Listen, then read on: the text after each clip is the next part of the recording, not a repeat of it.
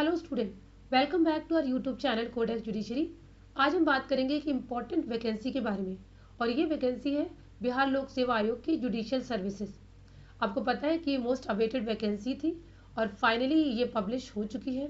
तो वो सारे स्टूडेंट्स जो बिहार में अपना ड्रीम फुलफिल करना चाहते हैं जुडिशियल सर्विसेज में, वो अपनी प्रिपरेशन को स्टार्ट कर दें।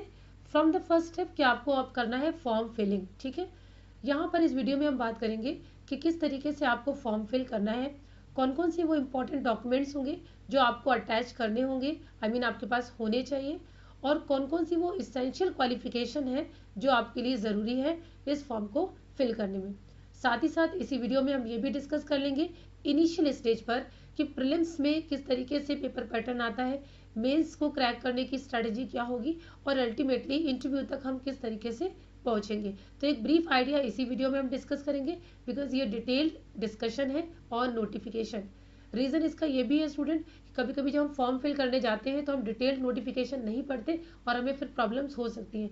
तो वो सारे डाउट्स जो क्रिएट हो सकते हैं बिफोर फिलिंग द फॉर्म, वो सारे हम यहाँ पर सॉल्व करने की कोशिश करेंगे। तो चलिए सबसे पहले स्टार्ट कर देंगे कि ये जो आपकी वैकेंसी है ये स्टूडेंट पब्लिश किस डेट को हो रही है, ये भी आपको याद रखना है ना। अब ये जो वैकेंसी आपकी पब्लिश हो रही है, ये पब्लिश हो रही है 23 Feb 2026, राइट। इस डेट को भूलना नहीं है। रीज़न भी ये डेट आपको काम आएगी जब आप एक्सपीरियंस का, लिटिगेशन में आपके एक्सपीरियंस का सर्टिफिकेट इशू कराना चाहते हो। तो जो ड्यूरेशन काउंट होगी as a legal practitioner for 3 years, वो इस डेट तक होगी, यानी 23 Feb 2026 तक आपके कोर्ट प्रैक्टिस के 3 साल कंप्लीट हो जाने चाहिए। तो ये डेट आपकी इम्पॉर्टेंट है। चलिए बात कर लेते हैं हम इस बारे में कि टोटल सीट्स कितनी हैं और किस कैटेगरी के लिए कितनी सीट्स डिसाइड की गई हैं। सबसे पहली बात, ओवरऑल जो आपकी वैकेंसीज है स्टूडेंट वो है 173, है ना। नंबर ऑफ वैकेंसी सफिशिएंट है, तैयारी के लिए आपकी कम वैकेंसी नहीं है। बात कर लेते हैं कुछ कैटेगरीज के रिजर्वेशन की। तो देखिए, जनरल कैटेगरी के जो स्टूडेंट हैं उनके लिए टोटल 69 सीट्स हैं जनरल कैटेगरी के स्टूडेंट्स के लिए। साथ ही साथ जो स्टूडेंट बिहार के नहीं हैं वो भी ये मान के चले कि उनके लिए जो टोटल स्ट्रगल है, जो टोटल फाइट होगी वो 69 सीट्स के अंदर होगी। अनारक्षित की बात कर रहे हैं हम, जनरल कैटेगरी की बात कर रहे हैं, तो बिहार के जो विमेन हैं अगर वो किसी भी कैटेगरी में रिजर्वेशन गेन नहीं करती हैं तो उनको माना जाता है unreserve category but female, right.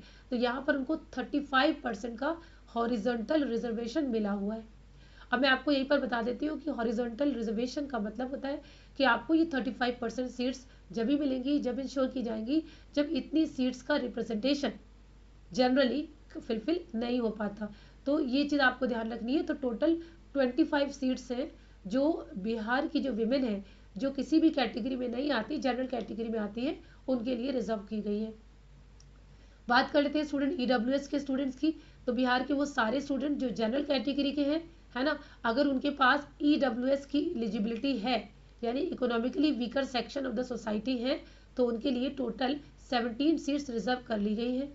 तो स्टूडेंट्स आपके लिए इंपॉर्टेंट हो गया कि आप ये ईडब्ल्यूएस का सर्टिफिकेट प्रिपेयर करा लें, बनवा लें। ईडब्ल्यूएस के सर्टिफिकेट के लिए सबसे इंपॉर्टेंट बात भी आपको याद रखनी है कि जिस डेट को ये नोटिफिकेशन पब्लिश हो रहा है, ठीक है, उससे पहले का होना चाहिए। दूसरी चीज़ है, आपको पता है कि ईडब्ल्यूएस का सर्टिफिकेट सिर्फ 1 ईयर के लिए ही एलिजिबल होता है, मान्य होता है। तो यहाँ पर बहुत पुराना भी सर्टिफिकेट ना हो और साथ ही साथ आप आगे मत बनवाइएगा, है ना। तो जैसे ही नोटिफिकेशन आ गई है, जिस डेट को आप फॉर्म फिल करें, आप क्विकली ईडब्ल्यूएस का सर्टिफिकेट बनवा लें। ये तो बात होगी ईडब्ल्यूएस के सर्टिफिकेट्स की। बात मैंने करी सीट्स की, यहाँ पर भी आपको 17 सीट्स रिजर्व है। यहाँ बात करते हैं अनुसूचित जाति की, यानी शेड्यूल कास्ट की। शेड्यूल कास्ट के लिए स्टूडेंट नंबर ऑफ सीट्स 28 है। यहाँ पर आप याद रखिए कि हर कैटेगरी में विमेन के लिए हॉरिजॉन्टल रिजर्वेशन अवेलेबल है, ठीक है। तो हर अपनी अपनी कैटेगरी में वो अपने रिप्रेजेंटेशन देख लें। इसके बाद हम बात करेंगे शेड्यूल ट्राइब्स की स्टूडेंट। शेड्यूल ट्राइब्स के लिए सीट्स कम है लेकिन 2 हैं, तो आप देख सकते हैं अगर कोई स्टूडेंट शेड्यूल ट्राइब से आते हैं तो उनके लिए 2 सीट्स यहाँ पर रिजर्व है, जिसमें से एक विमेन की होगी और एक जनरल काउंट होगी। इसके बाद हम बात करते हैं पिछड़ा वर्ग में 2 कैटेगरीज बिहार में काउंट होती हैं, आपको पता है। एक होती है EBC, यानी कि एक आपकी होगी सिर्फ बैकवर्ड कास्ट और दूसरी होगी EBC, है ना। तो ये दोनों कैटेगरीज को देख लीजिए। जो बैकवर्ड में बैकवर्ड है उनकी सीट्स 36 होती है, इनका सर्टिफिकेट सेपरेटली बनता है, प्लस 21 सीट्स होंगी बैकवर्ड क्लासेस की। तो ये हमने किसकी बात कर ली, ये बात कर ली टोटल नंबर ऑफ सीट्स किसके लिए कितनी रिजर्व है।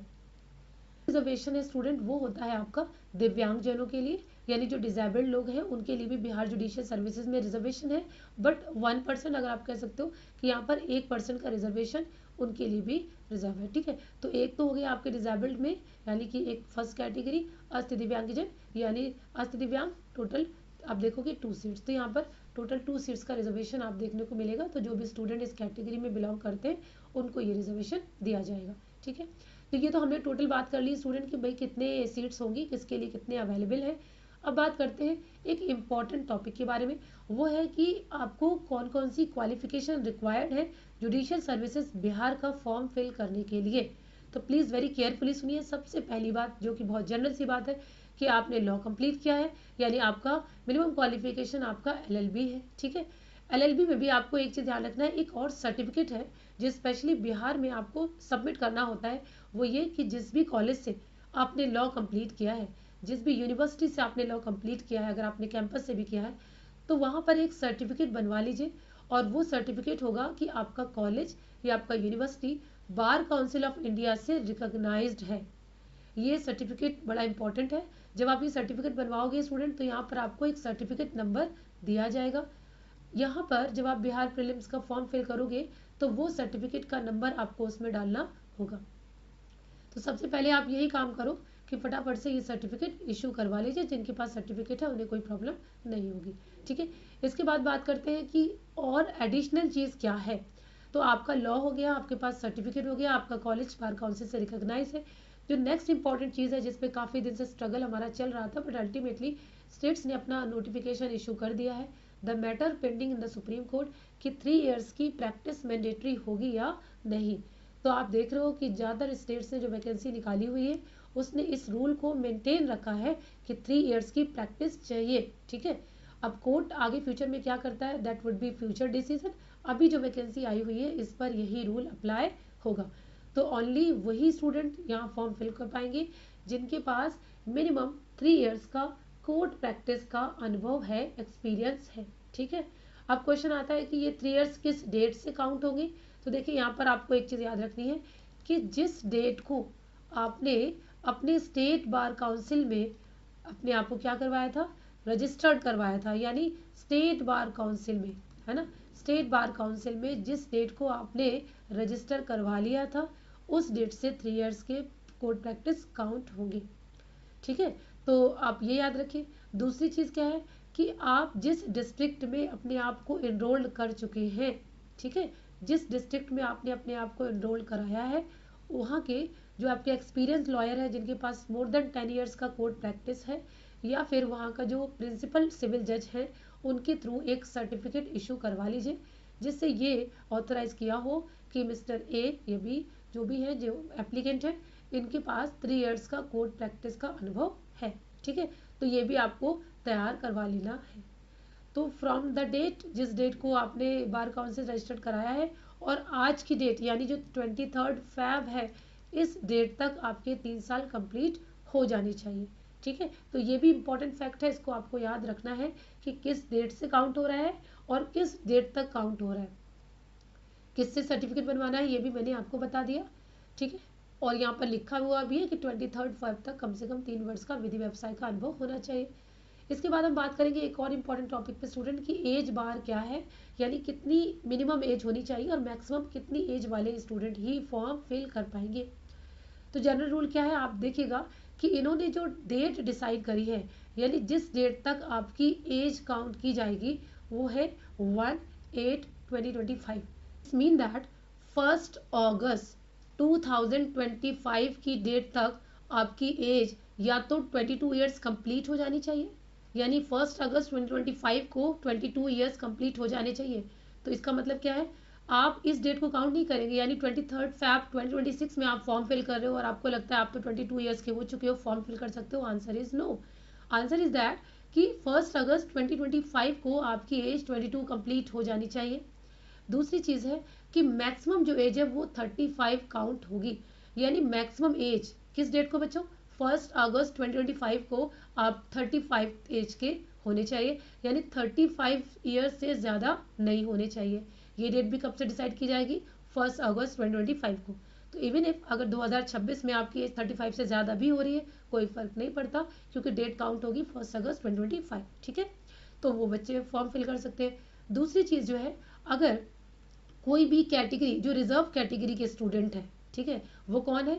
विमेन की बात करें या फिर डिजेबल्ड लोग हैं।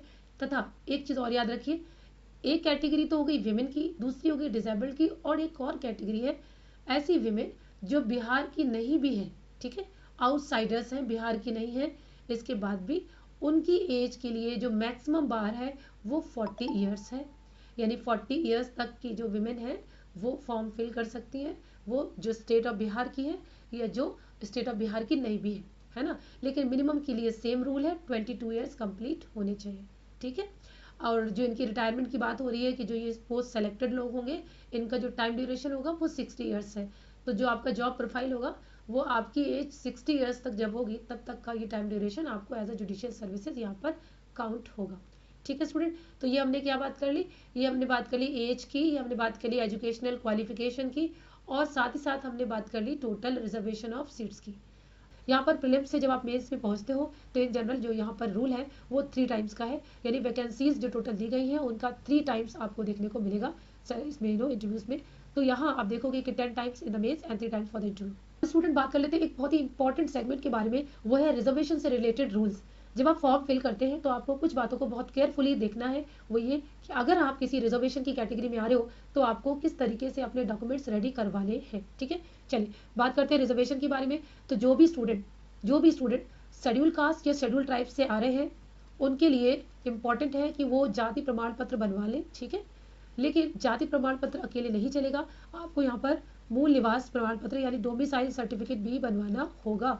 ठीक है, डोमिसाइल सर्टिफिकेट जिसे आप कहोगे परमानेंट डोमिसाइल सर्टिफिकेट होना चाहिए, ये भी आपके पास होना चाहिए। तो ये ध्यान रखिएगा कि आपको डोमिसाइल भी चाहिए, आपको SC/ST का सर्टिफिकेट भी चाहिए, ये दोनों ही आपको चाहिए अगर आप रिजर्वेशन चाह रहे हो। बात कर लेते हैं EBC की और बैकवर्ड यानी BC की। याद रखिए, बैकवर्ड क्लासेस को एक सर्टिफिकेट देना इस बार कंपलसरी है, और वो सर्टिफिकेट है कि आप क्रीमी लेयर्स की कैटेगरी में नहीं आते। यानी जितने भी स्टूडेंट EBC में या BC में आते हैं उनको एक सर्टिफिकेट बनवाना होगा जिसमें ये ऑथोराइज किया होगा कि ये कैंडिडेट EBC यानी कि बैकवर्ड के लिए क्रीमी लेयर में नहीं आता, और आपको इसके बारे में पता है कि क्रीमी लेयर क्या होती है। क्रीमी लेयर का सर्टिफिकेट भी आपको बनाना होगा। क्रीमी लेयर मतलब एक्सेप्शन या एक्सक्लूजन फ्रॉम क्रीमी लेयर। ये सर्टिफिकेट बहुत आसानी से बन जाएगा डिपेंडिंग ऑन कि आप तहसील से इसको बनवा सकते हो। ठीक है, मूल निवास प्रमाण पत्र आपको बनवाना है, आप किसी भी कैटेगरी में रिजर्वेशन ले रहे हो वो जरूर बनवा लीजिए। अच्छा, एक और इंपॉर्टेंट बात ये है स्टूडेंट कि अगर आप मूल निवास प्रमाण पत्र बनवा रहे हो यानी डोमिसाइल बनवा रहे हो या आप कोई भी सर्टिफिकेट बनवा रहे हो, इसमें एक चीज़ याद रखिएगा कि जो भी मैरिड विमेन है उनको सर्टिफिकेट बनवाना है अपने फादर के रेफरेंस वाला। ठीक है, हस्बैंड के रेफरेंस वाला नहीं बनवाना है, यानी फादर के डोमिसाइल के अकॉर्डिंग ही अपना सर्टिफिकेट बनवाइए, है ना।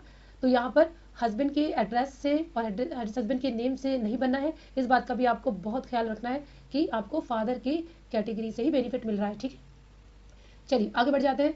वो सारे स्टूडेंट जो यहाँ पर EWC में आते हैं यानी EWS में आने वाले स्टूडेंट, इस बात का ध्यान रखें कि अगर आप EWS का सर्टिफिकेट बनवा रहे हो वो भी आपके फादर के साइड से होना चाहिए। और बड़ी बात यह है कि जिस डेट को ये नोटिफिकेशन आया है यानी जब आप फॉर्म सबमिट कर रहे हो, ये आपका, मैंने पहले भी बताया, ये आपका क्योंकि EWS 1 ईयर के लिए ही वैलिड होता है, तो ये आपका बहुत पुराना भी नहीं होना चाहिए और वैकेंसी के बाद भी नहीं होना चाहिए। फॉर्म फिलिंग के बाद आप जब सोचो कि जब मेरा इंटरव्यू होगा उस टाइम मैं नया लगा दूंगा, ऐसा कुछ नहीं करना है। EWS 1 ईयर के लिए वैलिड होता है, और आप देखिए कि आप इस पर्टिकुलर डेट को यानी जो आपका वैकेंसी का टाइम है उस ड्यूरेशन में आपका बन जाना चाहिए। फादर के नेम से होगा, ये भी आपको ध्यान रखना है। EWS अगर आप हैं और आप बिहार से नहीं है तो आपको इसका कोई बेनिफिट नहीं मिलेगा, आपको बिहार का मूल निवासी होना होगा तभी आप EWS का बेनिफिट ले सकते हो, इस बात का भी आप ध्यान रखें। तो ये हमने बात कर ली रिजर्वेशन की इन कैटेगरीज की। दूसरी बात, अब जैसे मैंने आपको बताया कि इसकी डेडलाइन जरूर याद रखिए स्टूडेंट, फॉर्म फिल करने की जो डेडलाइन है वो है आपकी 18 मार्च। 18 मार्च तक आप अपने सभी डॉक्यूमेंट्स को कंप्लीट कराते हुए अपना फॉर्म फिल कर लीजिए, क्योंकि माइट बी पॉसिबल कि डेट एक्सटेंड हो ना हो, आप अपना सही टाइम पर डेडलाइन से पहले ही फॉर्म को फिल कर दे। हैसल फ्री काम करना है, लास्ट में प्रेशर नहीं लेना है। ठीक है, तो जैसे आपके डॉक्यूमेंट्स कंप्लीट हो जाते हैं एज अर्ली एज पॉसिबल आप फॉर्म को फिल कर दीजिए। इंपॉर्टेंट बात यह है कि आपको कोई भी पोस्टल एड्रेस पे कोई भी डॉक्यूमेंट्स नहीं भेजने हैं। वंस ऑनलाइन फॉर्म सबमिट हो जाता है तो वो सबमिट आपका हो चुका है, यानी बाई पोस्ट आपको कुछ भी नहीं भेजना है। ठीक है, तो ये सारी इन्फॉर्मेशन मैंने आपके साथ शेयर कर ली। बात कर लेते हैं इसमें कितना फीस लगेगी। तो 100 रुपीज़ का फीस आपको देना होगा। इसके लिए आप OTR करवा लें, यानी वन टाइम रजिस्ट्रेशन इंपॉर्टेंट है। OTR जिनका नहीं हुआ है उनको सबसे पहले OTR ही कराना होगा। स्टूडेंट, एक बात और ध्यान रखनी है आपको, वो ये कि जिन स्टूडेंट ने अपने आधार को रजिस्टर्ड नहीं कराया है उनके लिए कुछ एडिशनल चार्जेस देना होगा, वो है बायोमेट्रिक फीस, वो भी इसमें मेंशन है। तो जब आप फॉर्म फिल करोगे तो ये सारी बातें आपकी नॉलेज में आएंगी।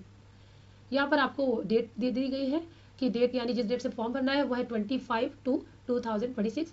तो आज के दिन से ही शुरू होनी है, यानी आज जो आप वीडियो ये देख रहे हो 25 को ही यहाँ से आपका स्टार्ट हो गया है। आप फॉर्म फिल करना शुरू कर दीजिए। लास्ट डेट होगी 18 मार्च। ठीक है, चलिए आगे बढ़ जाते हैं। यहाँ पर जो भी सर्टिफिकेट्स वगैरह है वो भी आप बनवा लीजिए। अच्छा, एक और इंपॉर्टेंट चीज़ है, क्योंकि अभी होली की भी छुट्टी आ जाती है तो जो जनरली सर्टिफिकेट्स बनने में डिले हो सकता है, तो आप थोड़ा सा अलर्ट रहते हुए जल्दी से जल्दी अपने सारे डॉक्यूमेंट्स के काम कर लीजिए ताकि आगे आपको परेशानी नहीं हो। ठीक है, तो ये हमने सारी बात कर ली रिजर्वेशन की, हमने बात कर ली नंबर ऑफ सीट्स की, हमने सिलेबस की बात कर ली। एक बार बात कर लेते हैं OTR के बारे में। बिहार में जब आप फॉर्म फिल करते हो स्टूडेंट, तो आपको वन टाइम रजिस्ट्रेशन कराना कंपलसरी होता है। इसके लिए आप इनकी वेबसाइट पे लॉगिन करिए, और लॉगिन करने के बाद जिनका OTR ऑलरेडी फिल्ड है, यानी जिन्होंने पहले भी वैकेंसी पे अप्लाई कर रखा है, तो उनको प्रॉब्लम नहीं होगी, क्योंकि वही एग्जिस्टिंग OTR पर जाकर आपको फॉर्म फिल करना है। डिटेल आपकी ऑलरेडी उसमें सेव होगी, आगे आप प्रोसीड कर जाएंगे। लेकिन जो न्यू यूजर्स हैं, यानी जो फर्स्ट टाइम बिहार के लिए अप्लाई कर रहे हैं, OTR भर रहे हैं, उनको पहले प्रॉपरली OTR भरना होगा। ठीक है, OTR एक बार आपका भर जाएगा तो उसके बाद दोबारा उसमें कोई चेंजेस नहीं होते। वन टाइम OTR है, दोबारा बार बार आपको नहीं भरना होता। ठीक है, इसके बाद आप देखिएगा कि जो भी इंस्ट्रक्शंस दी हैं उस वो बेसिक इंस्ट्रक्शंस हैं। अगर आप फॉर्म किसी कैफे से फिल कराते हो तो वो तो आपको ऑलरेडी इसमें करके देते हैं। अगर आप खुद से भी ये फॉर्म फिल करते हो तो याद रखिएगा इसके लिए आपको वेब कैमरा की ज़रूरत पड़ेगी। वो आप मोबाइल भी यूज़ कर सकते हो। रीज़न भी इसमें लाइव फोटो उनको लेनी होती है। तो वो सारी इंस्ट्रक्शंस पढ़ लीजिएगा स्टूडेंट, और बहुत केयरफुली सारी इन्फॉर्मेशन को सेव करिएगा। अगर कोई भी आपको डाउट्स होता है तो आप यहाँ पर इसी वीडियो के कमेंट्स में अपने डाउट्स को लिख सकते हो। एज अर्ली एज पॉसिबल हम आपके डाउट्स को रिजॉल्व करेंगे, चाहे आपके वो डाउट्स फॉर्म फिलिंग से रिलेटेड हो, सिलेबस से रिलेटेड हो, या अभी और भी कोई क्वेरी हो जो बिहार जुडिशियल सर्विसेज से रिलेटेड है। यहाँ पर इसके अलावा भी अगर आप चाहोगे तो ये डिटेल नोटिफिकेशन है, इसको पढ़कर भी आप समझ सकते हो। सारी इन्फॉर्मेशन इसमें अवेलेबल है। तो ये था हमारा सारा डिस्कशन कि आपको क्या करना है, कैसे करना है। तो हमने आपको सारे वो इंपॉर्टेंट डाउट्स के बारे में डिटेल डिस्कशन कर लिया। आई होप कि आपको ये सारी चीज़ें समझ आई होंगी। तो all the student who are waiting for Bihar judicial services, जिनको बिहार जुडिशियल सर्विसेज का इंतजार था, आप लोग फॉर्म फिल करें, और ये आपके लिए एक अच्छी अपॉर्चुनिटी है उन सभी स्टूडेंट्स के लिए जिनके पास एटलीस्ट 3 इयर्स का मैंडेटरी जो लिटिगेशन का सर्टिफिकेट बनवा सकते हैं। उनके लिए तैयारी शुरू कर दीजिए। कंपटीशन आपका टफ तो होगा ही, लेकिन यहाँ पर एक भी दिन लूज नहीं करने है ना, क्योंकि जो बच्चे बिहार APO के लिए भी कर रहे हैं, बिहार जुडिशरी के लिए भी कर रहे हैं, उनको देखना होगा कि सिलेबस थोड़ा सा डिफरेंट है ना। तो यहाँ बिहार जुडिशरी का जो सिलेबस होता है वो अपने आप में ऑलरेडी एक डिटेल्ड सिलेबस है। फ्रॉम द डे 1 स्टार्ट करो, बहुत अच्छे से प्रिपरेशन करनी है और अल्टीमेटली फाइनल रिजल्ट देना है। तो कोडेक्स जुडिशरी आपके साथ है इस प्रिपरेशन में from the beginning till the last point.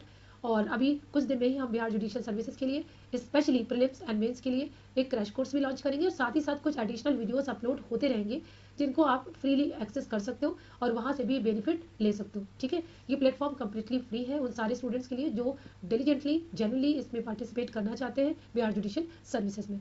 तो आई होप कि आपको वो सारे डाउट समझ आए होंगे, आपको क्लैरिटीज हुई होंगी। तो this is all today. All the best to all of you जो फॉर्म फिल कर रहे हैं, केयरफुली फॉर्म फिल करिए और इस प्रिपरेशन में पार्टिसिपेट करना शुरू करिए। That's all for today. Thanks for watching this video.